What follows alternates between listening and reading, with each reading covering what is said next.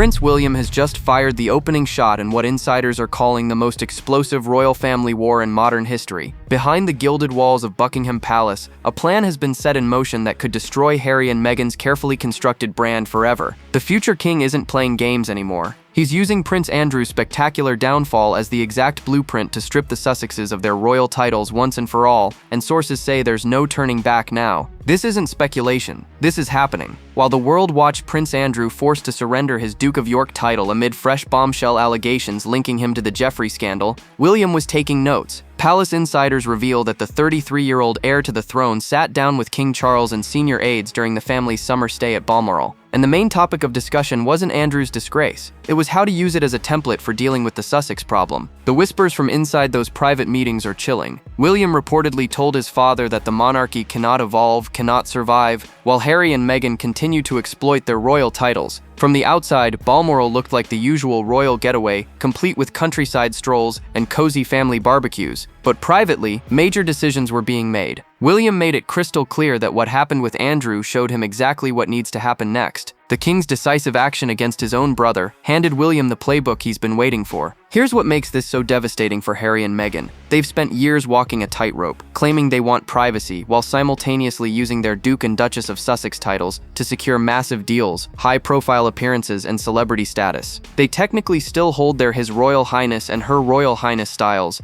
even though they agreed not to use them. Their children, Prince Archie and Princess Lilibet, gained royal titles when Charles became king back in 2022. But according to multiple sources close to the palace, William views all of this as completely incompatible with his vision for a modern, streamlined monarchy. One royal insider didn't mince words. William has made it clear this is about safeguarding the monarchy's future. He genuinely respects how his father handled the Andrew situation. It was brutal, it was painful, but it was the right call, and it demonstrated that no one, regardless of their status or blood relation, is above the institution of the crown. William believes the exact same principle should apply to Harry and Meghan. This isn't about revenge or family grudges. This is about preservation. This is about protecting the monarchy for the next generation. The Andrew precedent changed everything. It proved that the royal family can and will take drastic action when the institution itself is threatened. And now Harry and Meghan are about to learn that lesson the hard way. But the backstory gets even more shocking. To understand why William is so determined to crush the Sussex brand, you have to look at what just happened with Prince Andrew. The Duke of York's fall from grace wasn't sudden. It was years in the making, but the final blow came from newly surfaced emails that proved Andrew had been lying all along. These communications allegedly show him attempting to gather personal information about his accuser, Virginia, and the details are absolutely damning.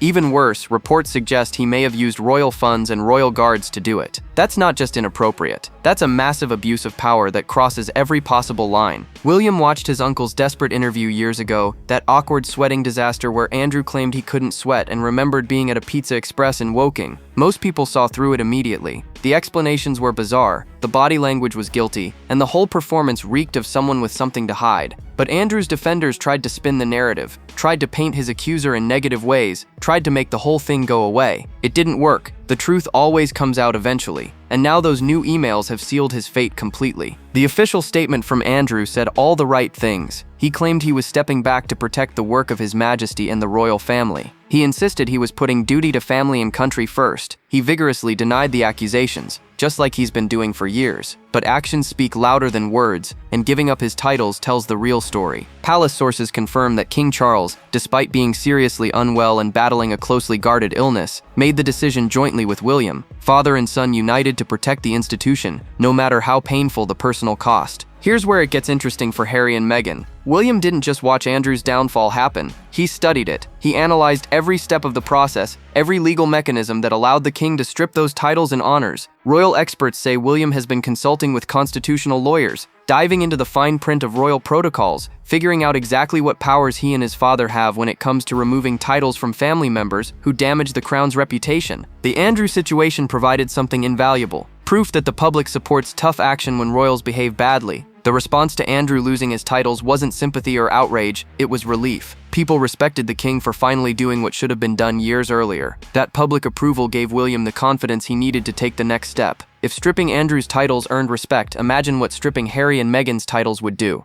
The public is already exhausted by the Sussex drama, the constant complaints, the victimhood narrative, the endless media appearances while claiming to want privacy. William sees the Andrew blueprint as his golden opportunity. The precedent has been set. The legal pathways have been established. The public appetite is there. Now it's just a matter of timing and execution. And that timing might be sooner than anyone expects. Sources close to the palace reveal that William hasn't just been casually thinking about this. He's been actively planning for months, possibly even longer, waiting for the perfect storm of circumstances to make his move. King Charles's deteriorating health has inadvertently handed William more influence than he's ever had before. The 76-year-old monarch is seriously unwell, battling an illness that palace insiders describe as closely guarded and extremely serious. Despite his exhaustion, Charles refuses to step back from his duties. Every morning he insists on reading his red boxes, convinced that his service to the country is his sacred calling. But here's the reality behind the official statements. Charles is tired, he's running out of energy to fight every battle, and he's increasingly relying on William to make the tough calls. That shift in power dynamics is exactly what William has been preparing for. He's not waiting until he becomes king to start reshaping the monarchy. He's doing it right now, while he has his father's blessing, and before Harry and Meghan can mount any kind of defense. The brilliance of William's strategy is in its timing.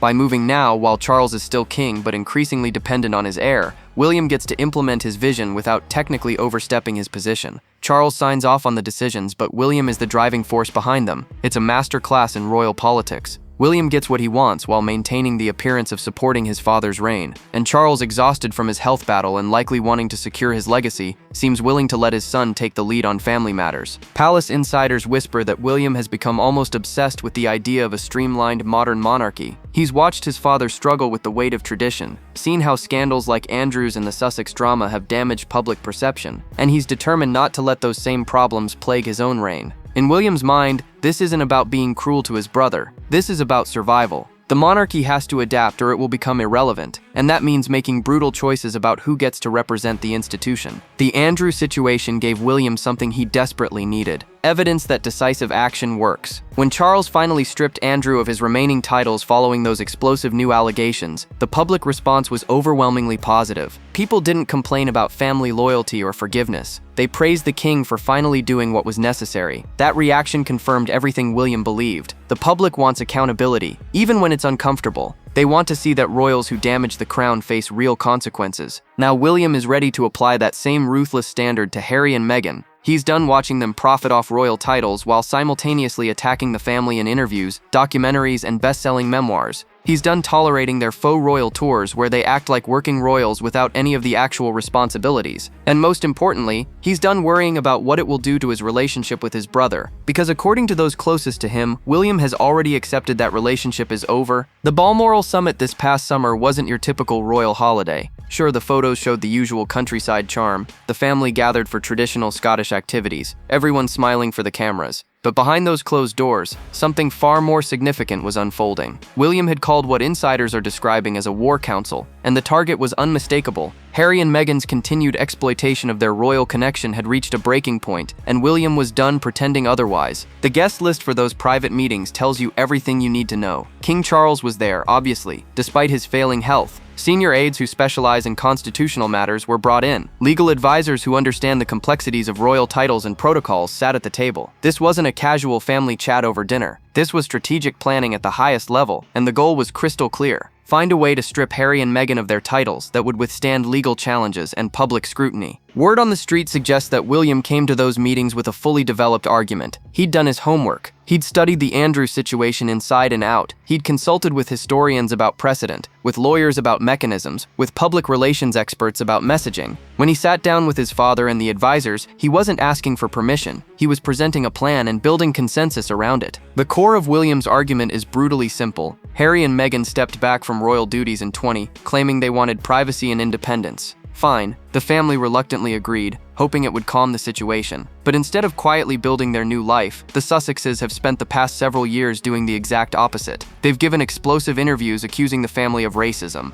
They've produced a Netflix documentary that painted the royals as cold and unwelcoming. Harry wrote a memoir that exposed private family moments and conversations. And through it all, they've continued using their Duke and Duchess titles to open doors, secure deals, and maintain their celebrity status. William's question to everyone in that room was straightforward. What exactly are these titles worth if someone can keep them while actively working against the institution that granted them. If Harry and Meghan can trash the family in public, profit from royal connections, and still call themselves the Duke and Duchess of Sussex, then what message does that send? It tells the world that royal titles mean nothing, that there are no consequences for betrayal, that you can have your cake and eat it too, as long as you're born into the right family. The consensus that emerged from those Balmoral meetings was apparently unanimous. Something has to be done. The status quo is unsustainable. Harry and Meghan cannot continue to benefit from royal titles while simultaneously undermining everything those titles represent. The only question left was how to execute the plan without causing even more damage. And that's when someone brought up the children. Kate Middleton has always been the peacemaker in the family. She's the one who tries to smooth over tensions, who encourages reconciliation, who believes that family bonds should be protected at almost any cost. So when William laid out his plan to strip Harry and Meghan of their titles, Kate apparently raised the one concern that gave everyone pause. What about the children? What about Archie and Lilibet, who are now prince and princess by virtue of their grandfather being king? And more importantly, what about the fact that this decision would obliterate any remaining hope of the brothers ever reconciling? According to sources close to the princess, Kate loves William completely and believes in his vision for the monarchy's future. She understands why he feels this action is necessary. She's witnessed the damage Harry and Meghan have inflicted on the family,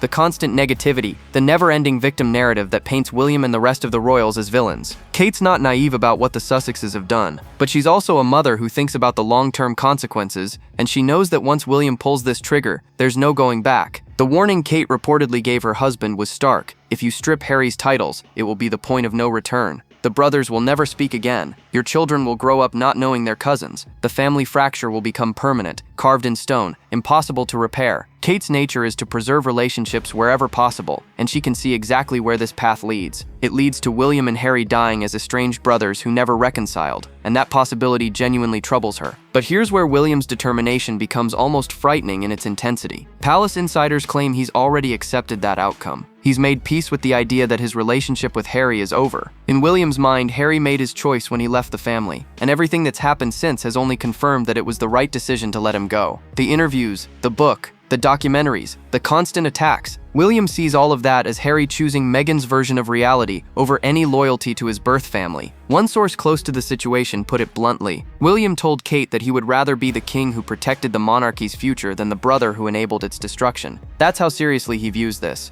It's not about personal feelings anymore. It's not about childhood memories or brotherly love. It's about institutional survival. And in that calculation, Harry and Meghan's feelings simply don't matter. The monarchy is bigger than any individual, bigger than any family relationship. And if preserving it means permanently severing ties with his brother, then William has decided that's a price worth paying. Kate ultimately backed down from her objections, though sources say she remains deeply conflicted. She respects William's judgment and supports his decisions, but she grieves for what's being lost in the process. And the Andrew situation proved that William's instincts about public opinion were exactly right. William's frustration with Harry and Meghan has been building for years, but nothing infuriates him more than their faux royal tours. These carefully orchestrated trips where they show up in foreign countries, accept awards, give speeches about global issues, meet with politicians and dignitaries, all while presenting themselves as if they're still working members of the royal family. The audacity of it drives William absolutely crazy, and palace insiders say he views it as the ultimate slap in the face to everything the monarchy represents. Think about what Harry and Meghan are actually doing here. They stepped back from royal duties because they claimed the pressure was too much. The media scrutiny was unbearable. The lack of privacy was destroying their mental health. They wanted out. They wanted to live normal lives away from the spotlight. Everyone reluctantly agreed to let them go, even though it meant the remaining royals had to pick up all the extra work. But instead of quietly building their new life in California, Harry and Meghan immediately started acting like royals in exile, traveling the world on quasi-official tours that blur every possible line. They show up in Colombia, in Nigeria, in New York, and they're treated like visiting royalty. They get security details, official receptions, photo opportunities with government officials.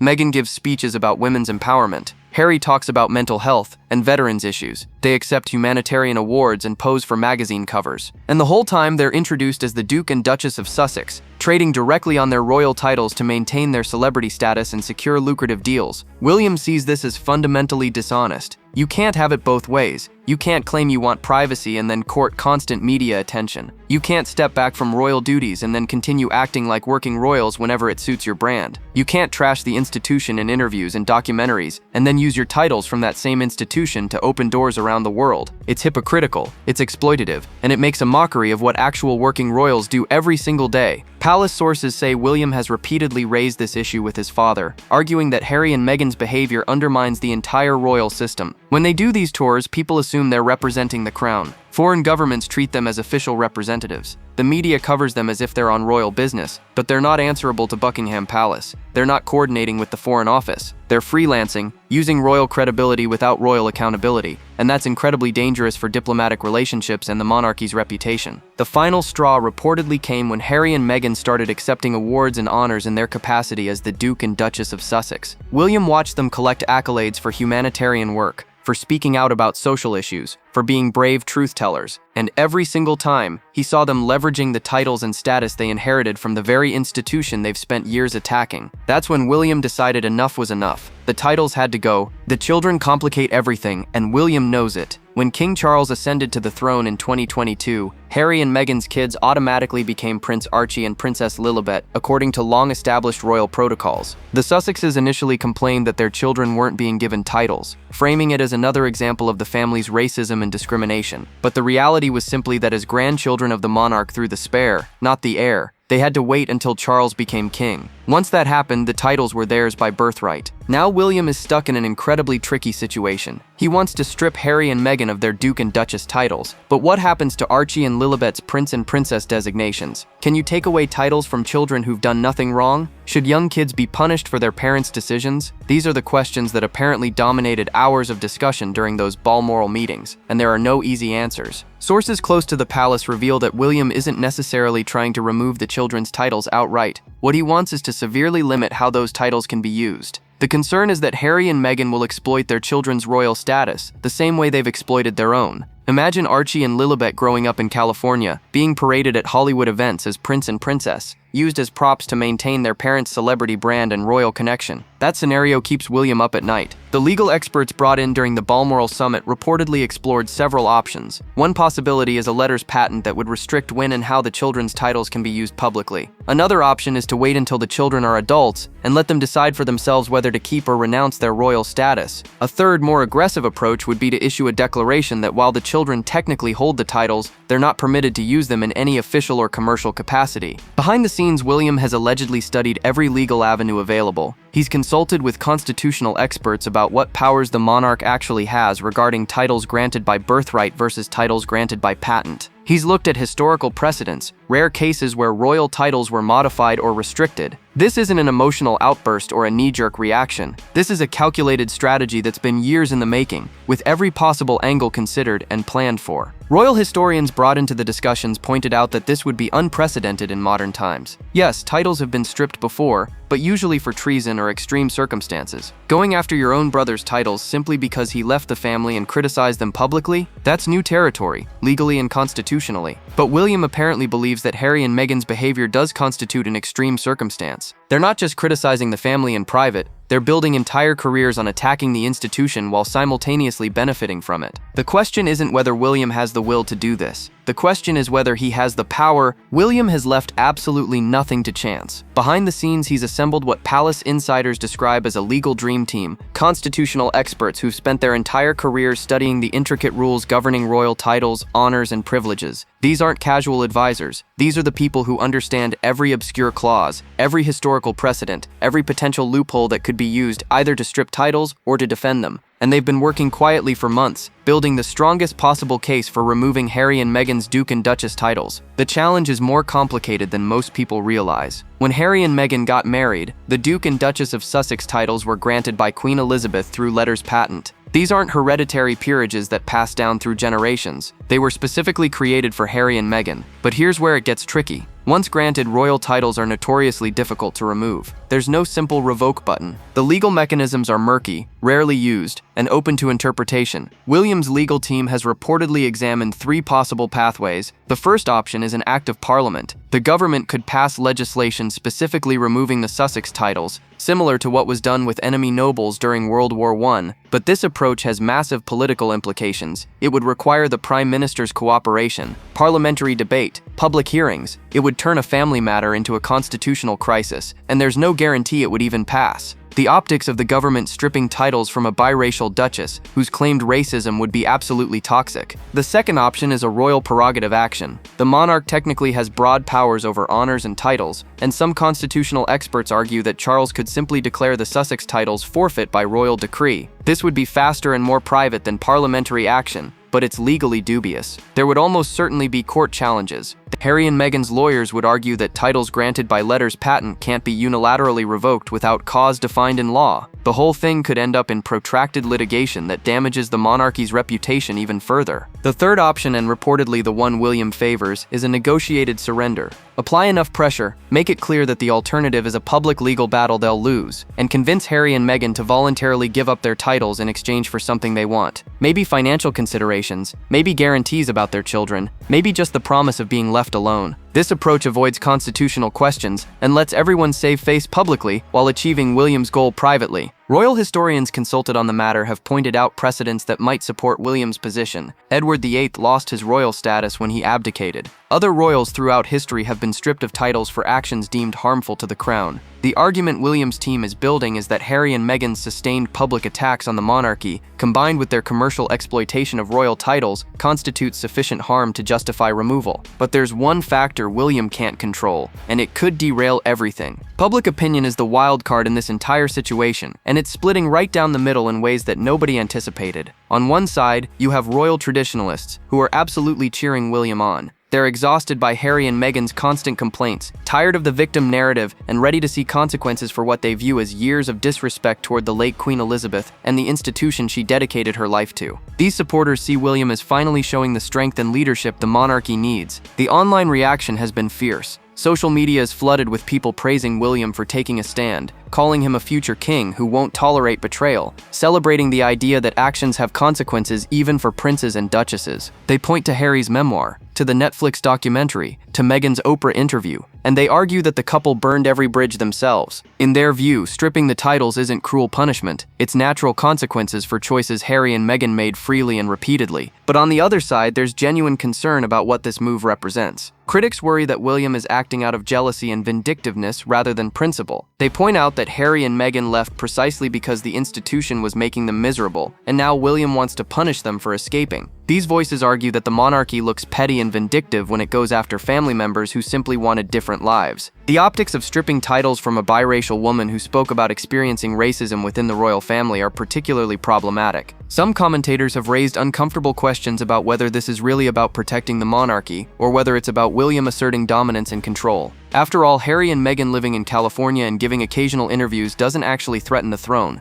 They're not staging a coup. They're not forming a rival royal family. They're just living their lives and sometimes talking about their experiences. Does that really warrant such an aggressive response? Or is William more concerned about his brother potentially overshadowing him than about any genuine institutional threat? The Sussex supporters, and they do exist despite what royal traditionalists want to believe, see this as confirmation of everything Harry and Meghan have been saying. They argue that the royal family is cold, unforgiving, and obsessed with control. They point out that Prince Andrew got to keep his titles for years despite far more serious allegations, while Harry and Meghan are being targeted primarily for speaking their truth. The double standard, they claim, is obvious and damning. Palace insiders predict that Harry and Meghan haven't publicly responded yet because they're consulting their own legal team and strategizing their countermove. When the response comes, and it will come, it's expected to be explosive. Rumor has it they're considering everything from a tell-all interview to legal action to a full media blitz painting William as a bully who's jealous of their success and popularity. The battle lines are drawn, and neither side seems willing to back down. As King Charles battles serious health issues that palace insiders describe as far worse than the public knows, William is being thrust into a position of power he maybe didn't expect to hold quite this soon. The 76-year-old monarch is exhausted, declining, and increasingly unable to handle the day-to-day pressures of the crown.